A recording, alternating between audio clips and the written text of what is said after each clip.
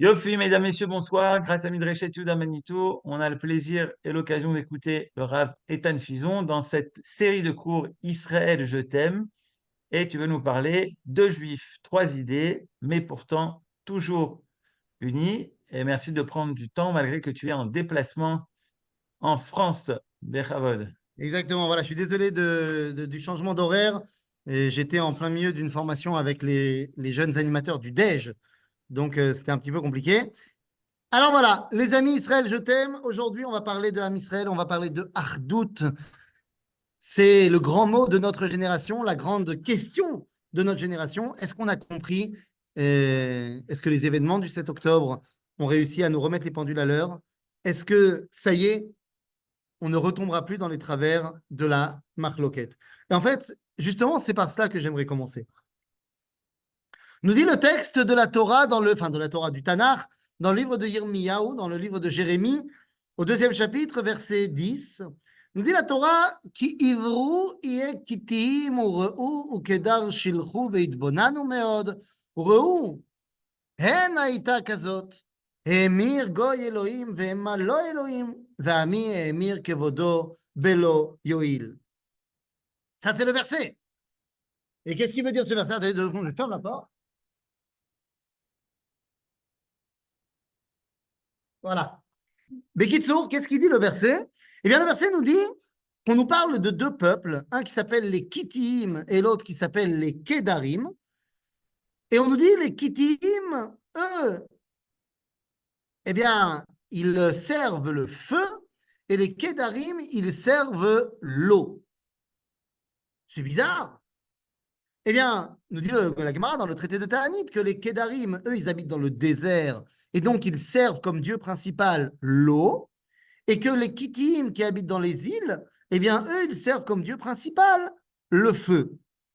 Et en vérité, qu'est-ce qu'elle nous apprend la Gemara? Eh bien, comme nous l'enseigne Manitou, la Gemara nous enseigne que chaque identité place comme idéal ce qui lui manque.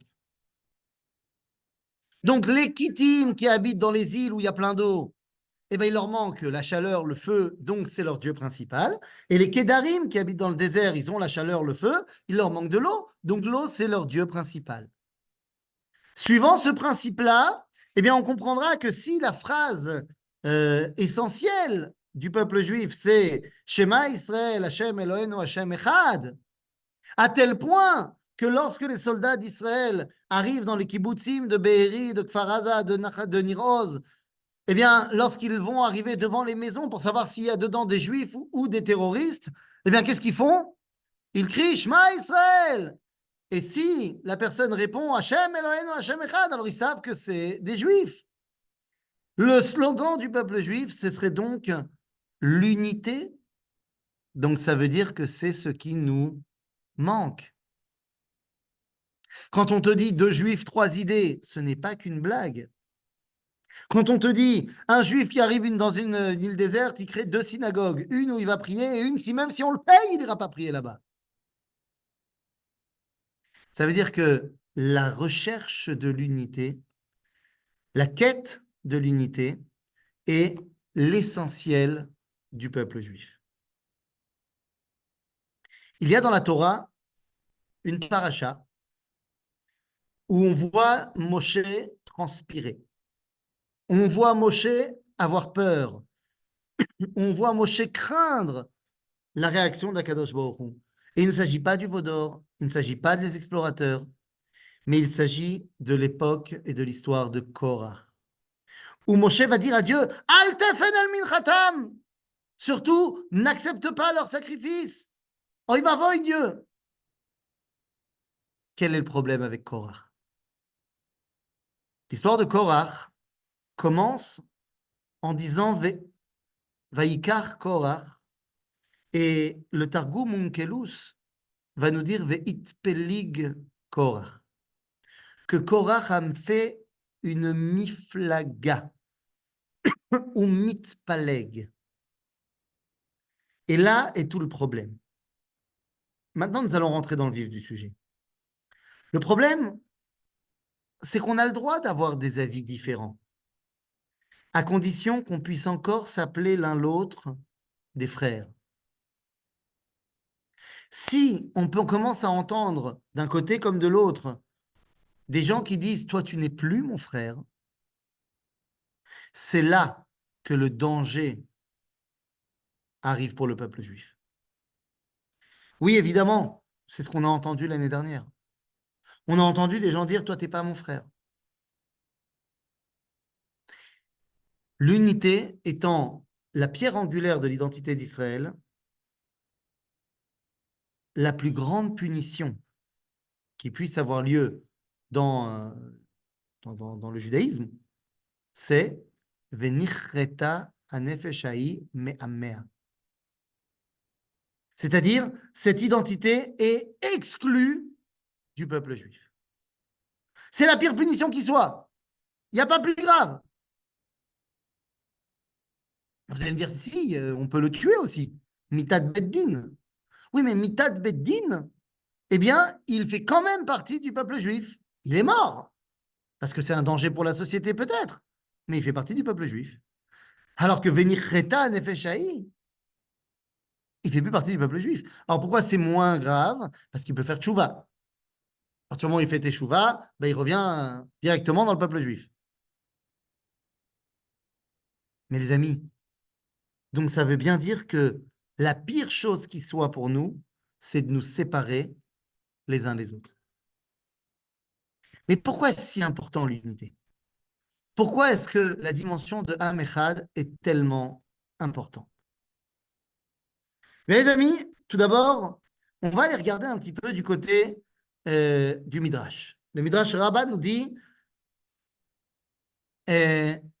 לפלטין שהייתה בנויה על גבי ספינות, כל זמן שהספינות מחוברות, פלטין שעל גביהם עומדת.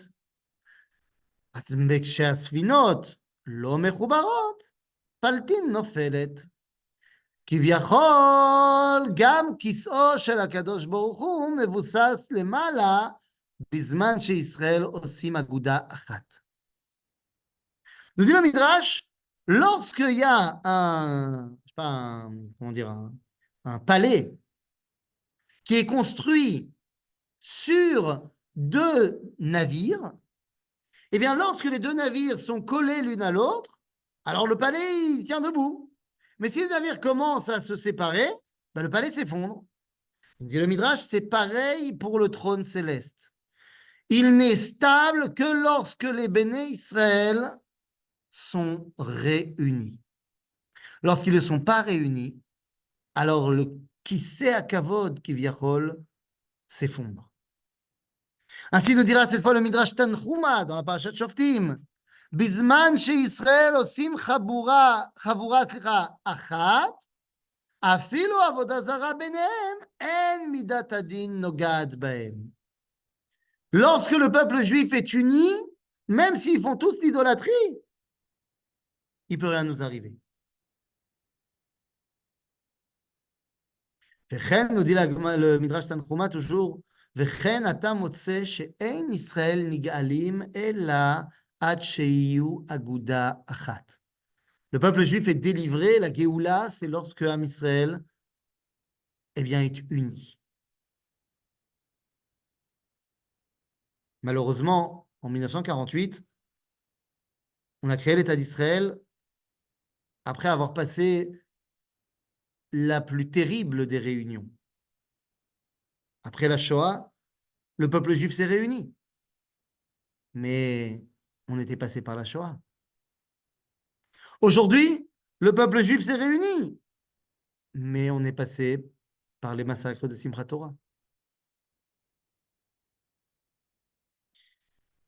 L'idéal de l'unité du peuple juif, on va le retrouver dans toutes les époques. Dans toutes les époques du peuple d'Israël. Ne dit-on pas dans la tfila de Mincha de Shabbat, qu'est-ce qu'on dit?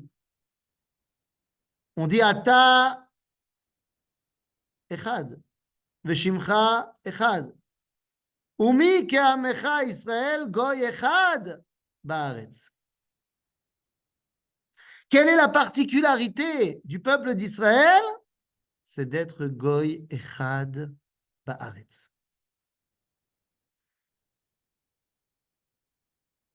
Ainsi écrira le Rav Kook. Goy echad anachnu. Echad keyechido shel olam. Zeu omek tiv'enu aruchani. Sheyesh banu bakoach. L'essentiel de l'identité juive tient dans sa capacité à être echad. Oui, mais attention, oulala, que les choses soient bien claires. Echad, aval lo yachid. Si vous demandez à un musulman combien de dieux il y a, eh bien, il vous répondra qu'il y en a un. Et si vous demandez à un juif combien est de Dieu, il va te dire un.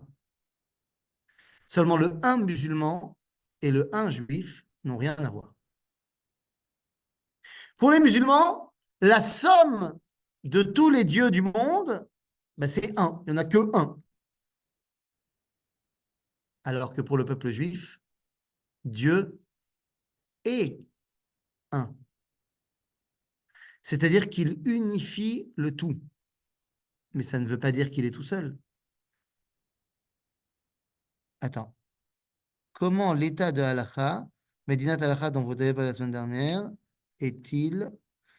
Ah oui, c'est vrai qu'on avait dit qu'on faisait les questions d'abord. Zenachon. Autant pour moi. Alors attends, qu'est-ce que vous avez dit? La est compatible avec l'unité dont vous parlez cette semaine. Ah, très bonne question. Comme ça, on fait le lien entre les deux cours. Kolakabod. L'état de la halakha dont on a parlé la semaine dernière, on a bien expliqué qu'il ne s'agit pas d'un état religieux. Il s'agit d'un état alpi halakha. Et donc, qu'est-ce que ça veut dire un état alpi halakha? Eh bien, ça veut dire qu'il y a une autorité collective qui s'appelle le Sanhedrin, qui va voter chaque loi à la majorité. Si ça, ce n'est pas faire de la place à l'unité, c'est-à-dire la capacité, malgré les différences d'opinion, de se réunir, ben je ne sais pas ce que c'est. L'unité, ben c'est la capacité d'entendre les avis de chacun, bien qu'ils soient différents, et de s'accorder ensemble sur l'un des avis qui va prévaloir dans la réalité. Ça ne veut pas dire que les autres avis sont illégitimes. Oui, mais vous savez bien que la majorité du peuple est allergique à ce terme. Évidemment, évidemment que la majorité du peuple est allergique à ce terme. Pourquoi? Parce qu'ils assimilent le terme de halakha au terme de religion, au terme d'ayatollah, au terme d'État islamique, au terme de taliban, au terme de... on fait un État Médinat halakha, et demain, celui qui roule dans une voiture le Shabbat sera fusillé. Sauf que ça, c'est parce qu'ils ne savent pas du tout ce que c'est Medinat Halakha. Et donc, évidemment que ça ne va pas se faire en un jour. Il faudra leur expliquer qu'est-ce que c'est Medinat Halakha. Et si ça doit faire peur aux gens, le terme Medinat Halakha, alors on utilisera un autre terme qui est également utilisé dans la littérature juive, qui s'appelle Takanot Akal, c'est-à-dire les décrets de société. Et ces décrets de société peuvent très bien être mis en place par la Knesset, sans aucun problème. Puisque de toute façon, un État halachique, une Médina d'Halakha, ne s'est jamais inquiété de ce que l'individu faisait. Donc en fait, on s'en fiche. C'est quoi le Médina d'Halakha? Ben, c'est tout simplement un groupe qui représente le peuple juif et qui décide de la loi pour le peuple juif. Ben, c'est ce qui se passe aujourd'hui. Ça s'appelle la Knesset. Seulement, les lois de la Knesset, bien qu'à 98% compatibles avec la halakha, eh bien, ces lois de la Knesset, pour l'instant, ne revendiquent pas la halakha comme étant l'autorité. Mais ça peut changer. OK? Et donc, ça ne doit pas nous faire peur. Après, que vous me dites que tout le monde ne sera pas d'accord avec le fait de ne pas mettre les transports en commun le Shabbat, oui, c'est possible que tout le monde ne soit pas d'accord. Mais l'idée d'une démocratie, c'est que bien que respectant les droits des minorités, c'est quand même la majorité qui détermine. Moi, personnellement, ça me dérange que dès qu'arrive le mois d'avril, toutes les publicités qui sont tolérées par l'État dans les endroits publics, comme par exemple les affichages publicitaires sur les autoroutes, eh bien moi, ça me dérange qu'il y ait des affichages de maillots de bain. Ça me dérange. Mais j'en fais pas tout un drame. Pourquoi? Parce que la majorité, ça ne la dérange pas. OK? Donc la dimension d'unité au niveau politique ne veut pas dire qu'on est tous d'accord, ne veut pas dire qu'on pense tous pareil, mais veut dire que on est ensemble et tantôt c'est moi qui ai la majorité, tantôt c'est toi qui as la majorité. OK? Maintenant, c'est sûr qu'il s'agit ici de recommencer une éducation, ne serait-ce qu'au niveau de la sémantique, bien évidemment. Alors, je reviens à notre problématique. Donc, la dimension d'unité ne veut pas dire conformisme. Il ne serait pas du tout bien avisé de penser que chacun doit penser comme l'autre. Car nous sommes aujourd'hui dans la paracha de Vayechi, dans laquelle Yaakov Avinu va donner la bénédiction à chacun de ses enfants. À chacun de ses enfants. Il ne les a pas réunis tous ensemble en leur disant « Je vous fais une bracha collective, les gars. » Non, il a donné à chacun une bracha qui lui correspond. Eh oui. Et si on y regarde un petit peu de plus près, eh bien, on se rendra compte que toutes ces brachot correspondent à un segment de la société, j'allais dire israélienne, mais juive en général. À Réhouven, il lui dit, toi, tu as une force de quoi? D'impétuosité. Pachaz kamaim al totar. Tu es impulsif. Tu es celui qu'on appelle, comment on dit en français aujourd'hui? En anglais, on dit ADHD. Comment on dit en français? Je ne sais pas si ça se traduit à ADHD ou un truc comme ça. Hyperactif. Hyperactif. Voilà, hyperactif. Réhouven, c'est un hyperactif. Avec tout ce que ça veut dire derrière. On en a tous des gens comme ça. Shimon et Lévi, Achim. Klechamas mecherotehem. Shimon et Lévi, ils sont frères. C'est des gens qui sont pas prêts à abandonner qui que ce soit. Et ils ont le sang chaud déjà, et ils sont prêts à venger l'honneur de l'identité. Shimon et Lévi, c'est des Golani. Bien sûr. On en connaît beaucoup des comme ça dans la société israélienne. Des gens que si tu l'as mal regardé de travers ou tu as manqué de respect au peuple juif, tu as dit ça le juif, tu diras plus rien après. Et puis on a Yehuda. Yehuda qui a toutes les qualités d'un chef. Yehuda qui fait preuve de patience. Yehuda qui est capable de te dire il faut avoir une vision plus lointaine. On ne règle pas les problèmes en 5 minutes. Gour Arié Yehuda, Vemi Kelavi et Kimenu. Il est gour, ensuite il devient Arié et il devient Lavi. Il est lionceau, il est lion et puis après il est chef de tribu. Donc Yehuda, c'est celui qui a la capacité de la vision politique. Et puis après, on va arriver avec un monsieur qui s'appelle Dan. Lui, la seule chose qui l'intéresse dans la vie, c'est la justice. Bagatz. Moi, ce qui m'intéresse, c'est Bagatz. Ça? Puis après, on a un monsieur qui s'appelle Naphtali. Psh. Naphtali, lui, tout ce qu'il veut, c'est Imre Shafer. Ou Ayala Sheloucha. Il fait du sport, et il va à des concerts. Il mange sain, il mange bio. Il est très cultivé. C'est un homme qui vibre dans la culture du théâtre. Et lorsqu'il fait le marathon de Jérusalem et de Tel Aviv. Et puis après, on a Gad. Gad Gedud Yegudenu. Gad, c'est un militaire. C'est un mec, toute sa vie, c'est l'armée. C'est ça, la carrière.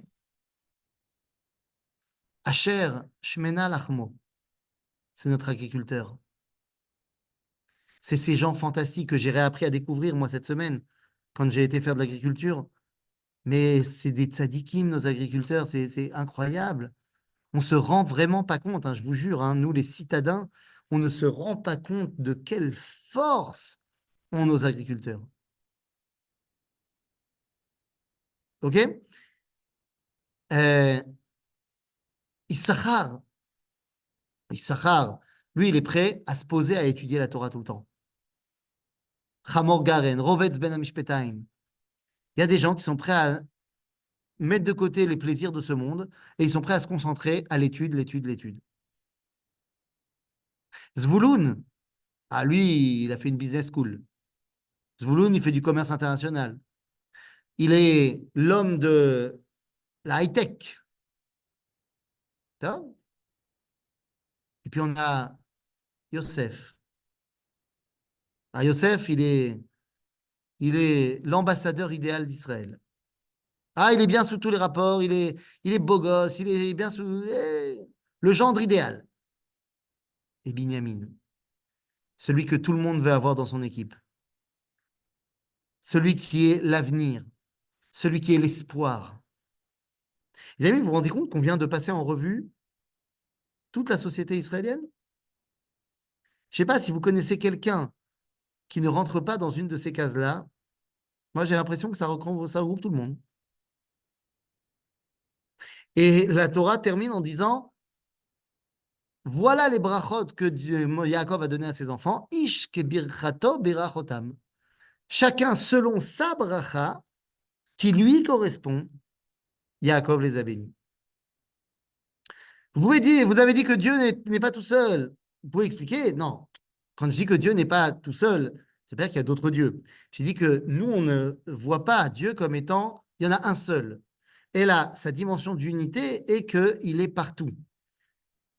Que tout est relié à Dieu. C'est pas qu'il y en a d'autres, Alila. OK? Bekitsour, donc on se rend compte qu'il y a cette dimension d'unité qui est représentative de la réalité du peuple juif. Et chacun est différent. Chacun est différent et se doit d'être différent pour amener un puzzle plus grand. Lorsqu'il y a le dévoilement du peuple de Dieu au peuple juif au mont Sinaï, dans la paracha de Yitro, on va nous dire Vechol ha'am ro'im et hakolot. Vechol ha'am ro'im et hakolot. Mais enfin, qu'est-ce qu'ils ont vu? Jeanne, elle a entendu des voix. Bon, ça, c'est pas bien terminé pour elle. Mais nous, on a vu les voix. Qu'est-ce que ça veut dire? Nous dit le Targum Yonatan ben Uziel. On a vu comment les voix sortaient du mont Sinaï et arrivaient différemment dans chacune des oreilles des Bnei Israël, en fonction de comment on comprenait. L'unité, c'est être capable de faire la place à chaque spécificité et comprendre que c'est justement parce qu'il y a plusieurs dimensions qu'on peut ensemble créer quelque chose de plus grand. Le Rav Kook, dans un texte qu'on peut retrouver dans les Shmoneh Kvatzim, Miktav Yad Kocho, dans les Shmoneh Kvatzim, le Rav Kook va nous expliquer la chose suivante. Dans l'histoire du peuple juif, on a pu dévoiler et développer 20 sortes de juifs qui se sont mis en avant, si vous voulez, dans l'histoire humaine. Et le Rav Kook fait la liste des 20 styles de juifs qu'on a pu voir. Certains à certaines époques de l'histoire juive, d'autres à d'autres époques, mais qui forment ensemble une mosaïque incroyable de ce qu'a été, pas le peuple juif à un temps T, mais le peuple juif dans toute son histoire. Et donc, eh bien, nous dit le Rav Kook, donc on est dans Shmone Kvatzim, au Kobetz Dalet, dans la Piska Nunchet, 58, nous dit le Rav Kook, Natnu lanu dechifot shonot.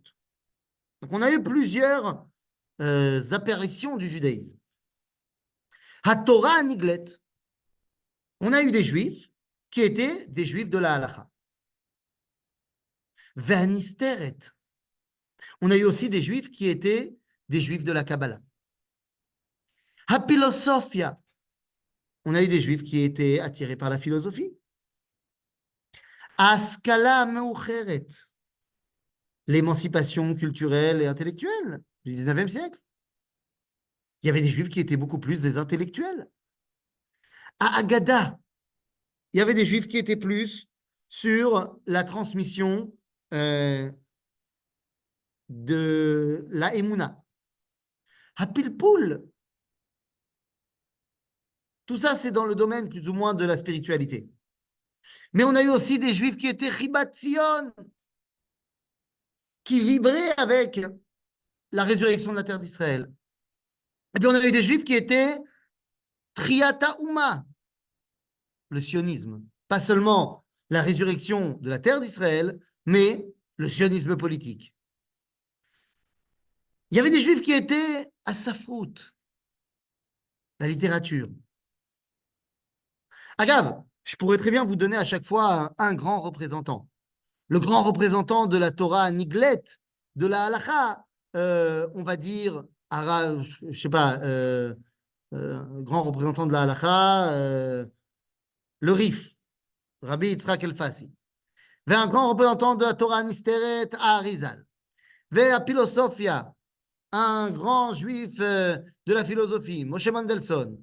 Askala Ameucheret, je sais pas moi, Echad Ha'am, Agada, le Ramchal, Apilpoul, Rabbi Shalom Sachne, Chibat Zion, je sais pas moi, Chibat Zion, on va dire, le Rav Gutmacher, le Rav Moaliver, dont on a déjà parlé ensemble, Triat Haouma, David Ben Gurion, Herzl, Asafrout, Amos Oz, Tnuat HaPoalim. Il y avait des juifs qui étaient des juifs socialistes. Marx, Achassidut, Baal Shem Tov. הנטייה הקוסמופוליטית של המתקנים באשכנז. Je sais pas qui on va pouvoir dire.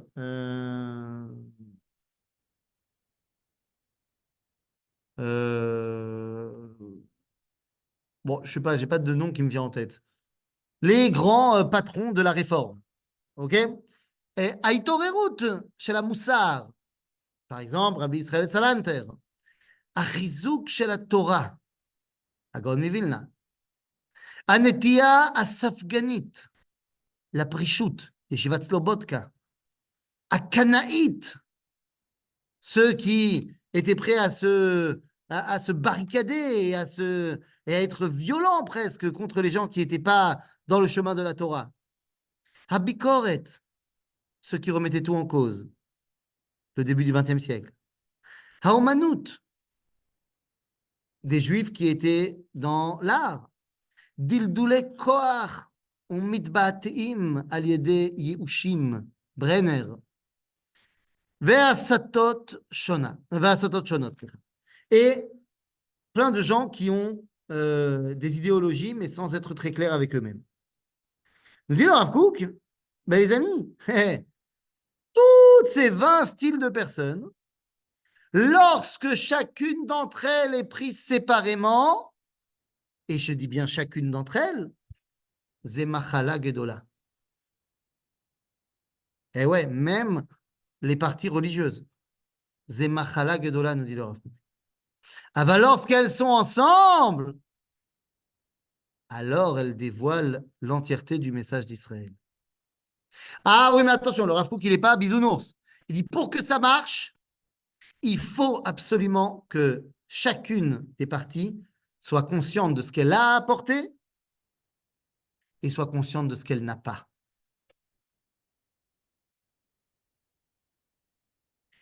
Très souvent, les conflits, c'est parce que je pense que tu vas me prendre ma place.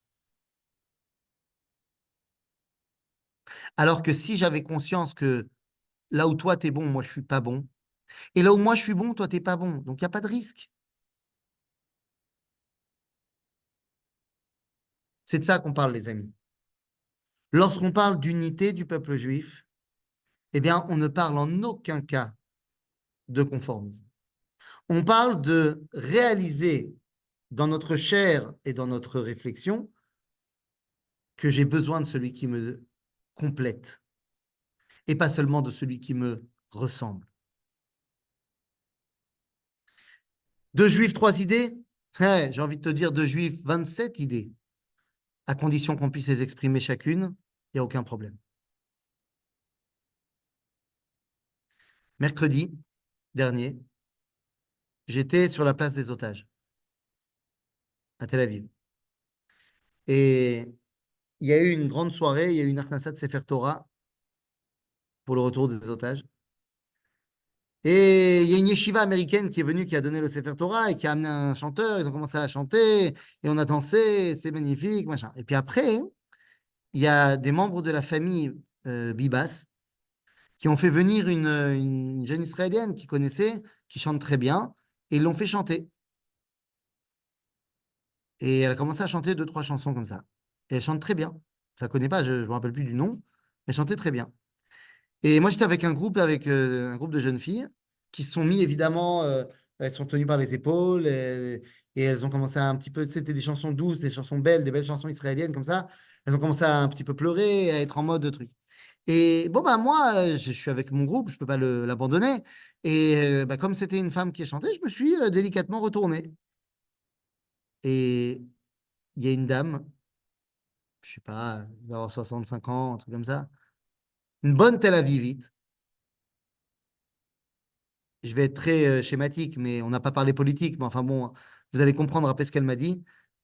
J'imagine qu'elle était présente à toutes les manifestations anti-gouvernement, anti-Bibi. Elle les a toutes faites. À mon avis, c'est elle qui les a organisées. Et elle passe à côté de moi. Et donc, elle me voit retourner, mais en tout cas, elle voit que je me retourne de temps en temps pour voir si mon groupe il va bien.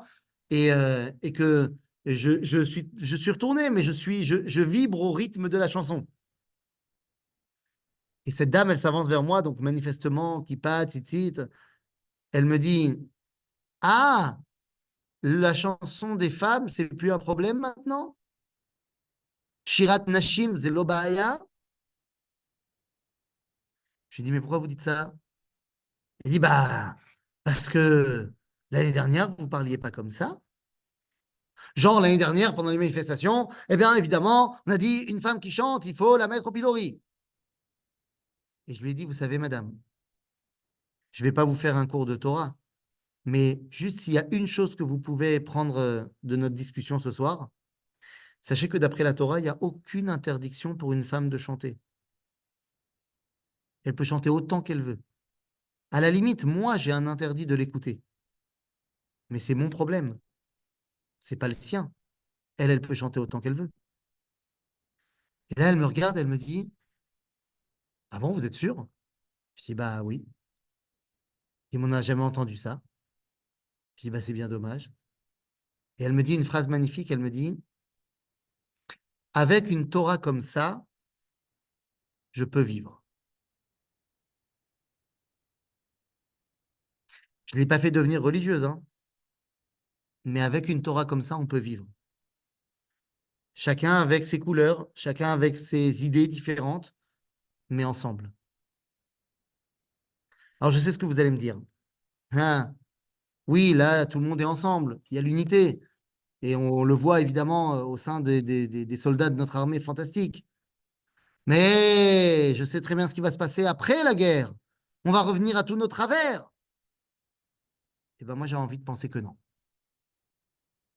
Moi, j'ai envie de penser que grâce à nos soldats, ben, on a vraiment réussi à se retrouver. Moi, j'ai envie de penser que oui, on s'est déchiré l'année dernière, mais c'était pour mieux se retrouver. On s'est déchiré à un point où on a dit, t'es pas mon frère, je te protège pas. Mais lorsqu'il y a eu un problème, un vrai problème, on était tous là les uns pour les autres. Et on est toujours tous là les uns pour les autres. Alors évidemment qu'il y en a marre que ce soit toujours après un drame qu'on se rappelle qu'on est ensemble. Et j'espère vraiment que c'était la dernière fois qu'on avait besoin de ce drame pour se le rappeler. Mais si on a compris, à la suite du 7 octobre, que l'unité du peuple juif est essentielle et ne dépend pas de si je pense comme ci, comme ça, je fais ci, je fais ça, alors finalement on aura gagné quelque chose dans cette guerre. Ben oui, je vous vois hocher de la tête. Parce qu'évidemment, on veut que nos soldats y rentrent à la maison, on veut que nos otages y rentrent à la maison, on veut que la guerre soit terminée et qu'on ait gagné. On veut relancer l'économie immobilière à Gaza. Pour l'instant, les prix seront certainement plus bas qu'à Jérusalem. Mais quand on aura une vision un petit peu plus avec du recul, dans 1 an, 2 ans, 3 ans, 10 ans, et qu'on repensera à ce moment terrible du 7 octobre 2023, eh bien, j'ai envie vraiment, vraiment, vraiment d'avoir la émouna profonde, que dans 10 ans, quand on parlera de cette période-là, on dira que c'était l'événement qui a lancé et cristallisé la réunification du peuple juif. Vous savez, il y a 3 dimensions. Yesh Torah, Eretz, Ve'am. Yesh Torah Israël, Yesh Eretz Israël, Ve'yesh Am Israël. Chacune des 3 dimensions se doit de dévoiler Echad. Bien sûr. Torah Israël, elle a été scindée. Torah Israël, elle a été fragmentée.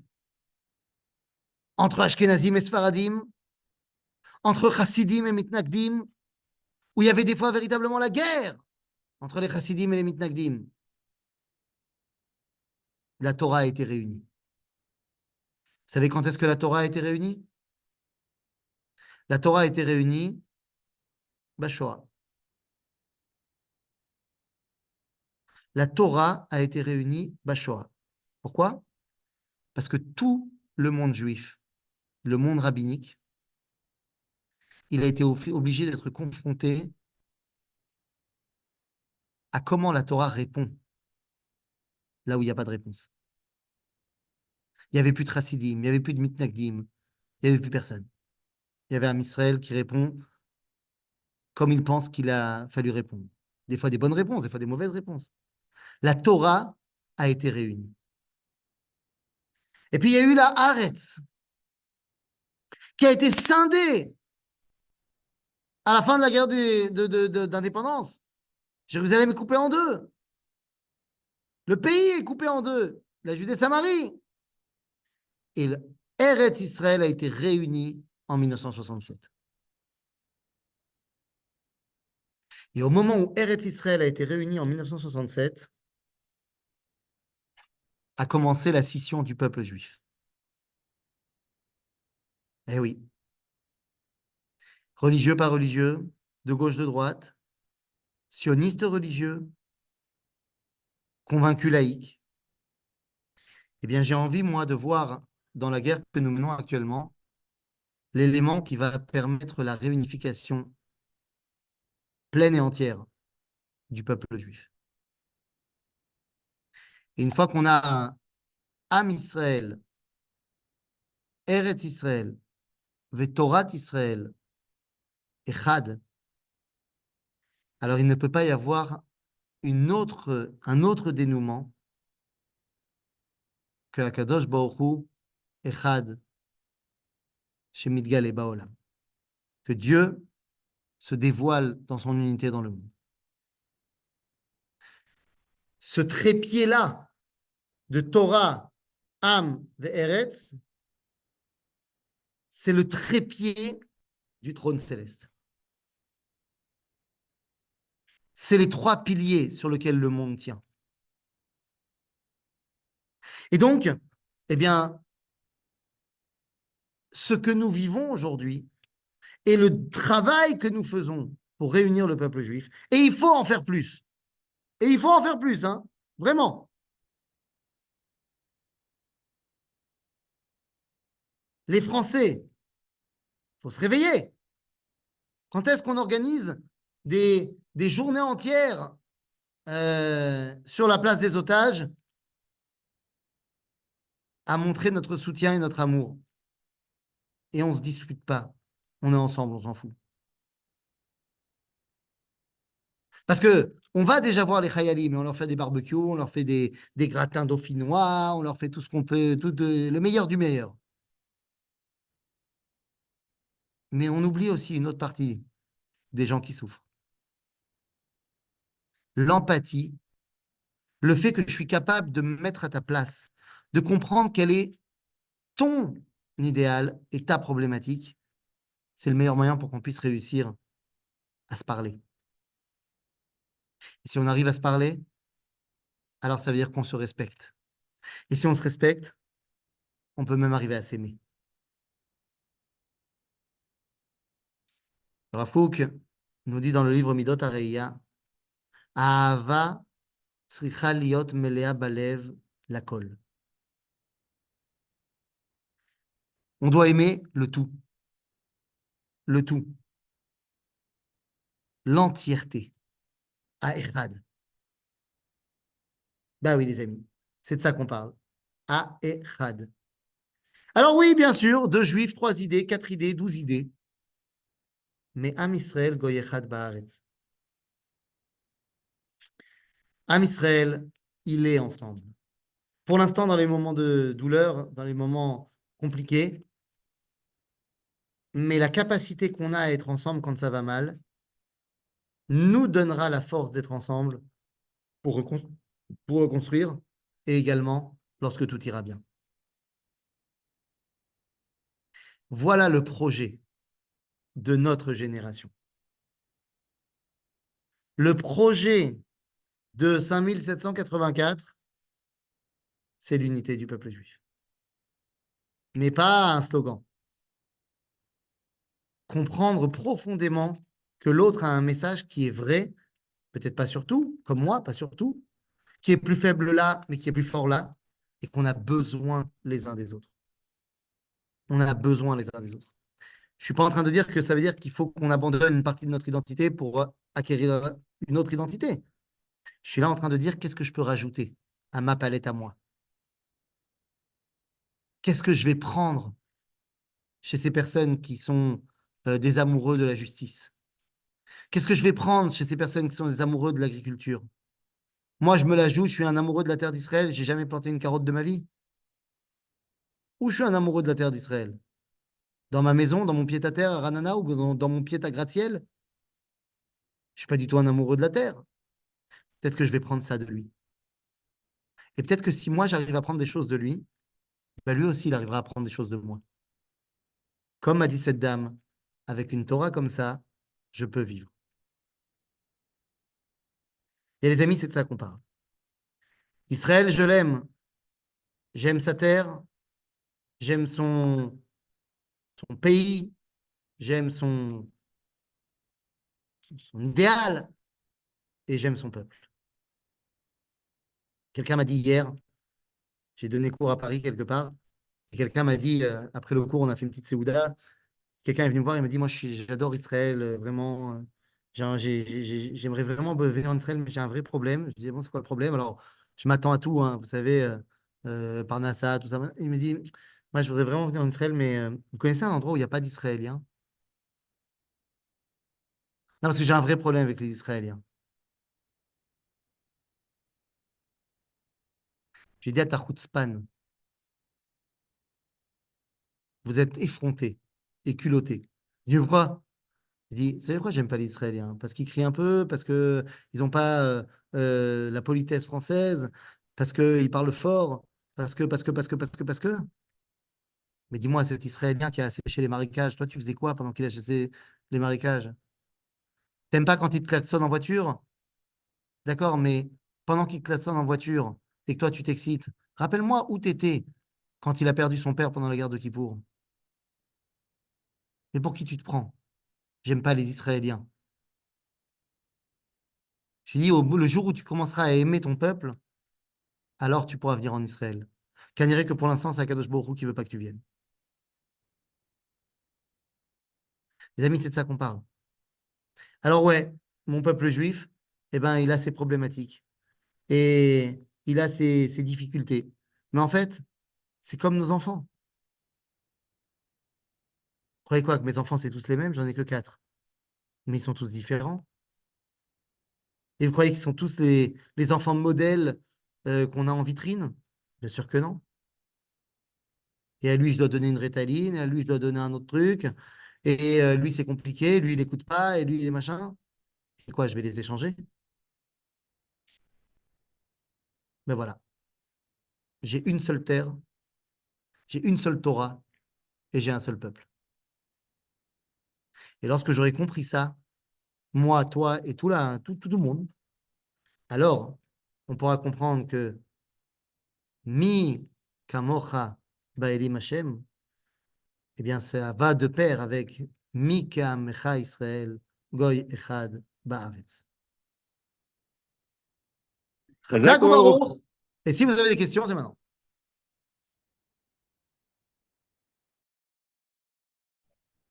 C'est par votre mérite, Yara Fison, qu'il y aura la C'est paix. quoi? C'est par C'est votre quoi? mérite que tout ira bien. Ah non, mais moi, j'ai rien fait, moi. Mais si, voyons. Vous m'avez fait pleurer, en tout cas. Merci beaucoup. Chazak ou baruch. C'est magnifique, magnifique. תודה רבה. תודה רבה. Chazak ou baruch, les amis. תודה רבה. Et désolé Très pour le bon. retard. Les Hashem, la semaine prochaine, on reprend l'heure normale. Kol tov. Chazak Obaor. J'ai une question de dernière Ah, oui, minute. oui. Oui. Parce que y en a qui parlent qui parlaient du Erev Rav. Alors, Oui. bon, c'est la Moi, je veux question. bien qu'on parle du rêve rave, il n'y a pas de problème. Mais le rêve rave, au final, il fait partie du peuple juif ou pas? Bah, je vais dire oui. Bah oui. Bah oui. Tout va bien. Voilà. Donc, il faut aussi composer avec lui. Merci, merci. Super. Tov. Chazak ou baruch. À Baron. Kol tov.